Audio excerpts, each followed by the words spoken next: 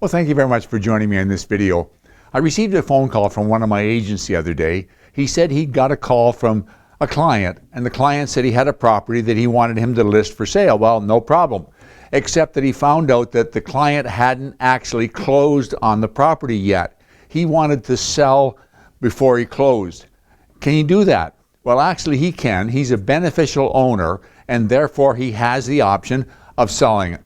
Now, the question is, how did he want to sell it? Did he want to close on the transaction, just get a jump start on marketing it, close on the transaction, and then resell it?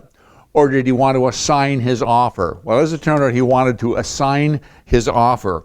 He can do that, but he needs to understand that there's some certain things he needs to do. First of all, as far as the board is concerned, it's the same listing form that we would use, except you would indicate on here that it is an assignment.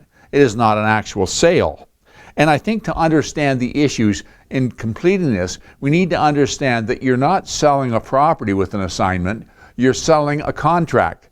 So the buyer of the property, who is the assignor, has entered into a firm agreement with a seller to buy the property. Now he wants to sell that contract to somebody else. So the person is taking over the contract. And since he's taking over the contract, he's taking over all the provisions of the contract. He's taking over the closing date. He's taking over what's included and what's not included. He's taking over the deadlines, anything in that original agreement of purchase and sale. He's stepping into the buyer's shoes, and he's going to have to honor all those specific things. Well, there's a problem, some problems. I mean, if you're selling a resale property, yeah, you can do it. But can you imagine showings? What you're doing, you wouldn't say this, but what you're doing is you're going to the original seller and you're saying, look, my buyer bought your property and he feels like he stole it. He thinks there's lots of money to be made and he wants to make that money, so he wants to put it back on the market and see if he can make a lift at your expense. So if you don't mind, please cooperate with showings. We will let you know anybody wants to see it. If you keep the house tidy and move out when anybody's showing it. Maybe on Sundays you'd let us do open houses. Well, I mean, no seller's going to do that. Why would they inconvenience themselves to that extent so that the buyer, your buyer, can make a lift on it?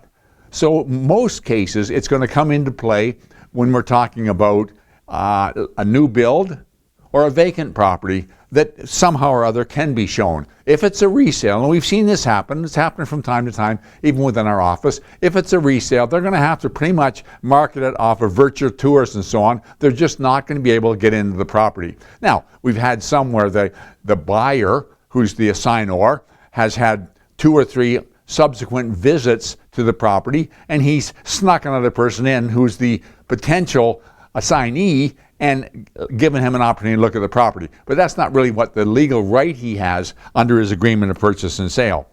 When you draft the offer, if you're doing an assignment, there's a special form you use. It's Form 145, Assignment of Agreement of Purchase and Sale.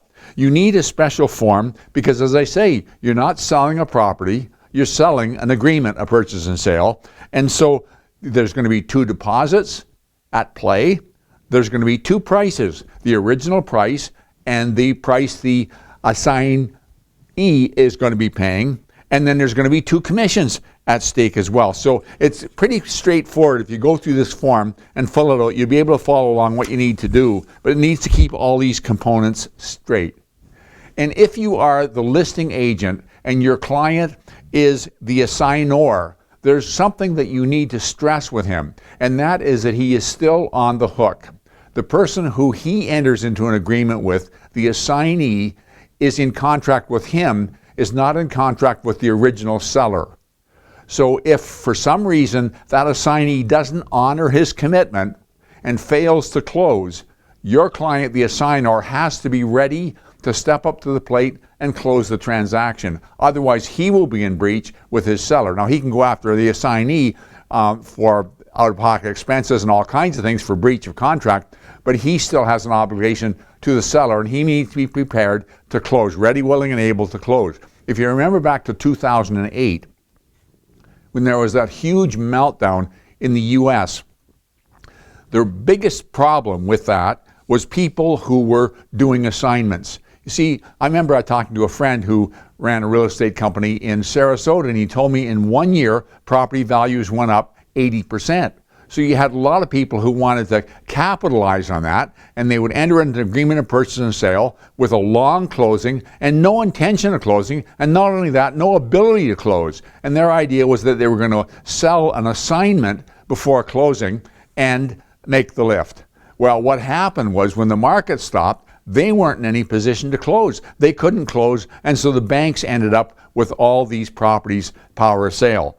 So you got to be very, very careful and make sure that your seller understands what's at play here when he's doing an assignment. Now, he can obviously close on the property and sell it later and make a lift, but then he's going to have legal fees, and he can have land transfer tax and so on, and he may not want to do that, but that may be an option, especially if he can't find somebody who maybe can't go in and look at the property, and maybe the closing date doesn't match exactly. It's a little bit of a challenge to do. But you know, if we go back to 2021 especially, when we had new builds and new subdivisions coming out, and often we had people, mostly out-of-town people, would come in and buy multiple units. Where there was closings of the property, the completion of the property wasn't for a couple of years. Their total intention was to resell for a profit.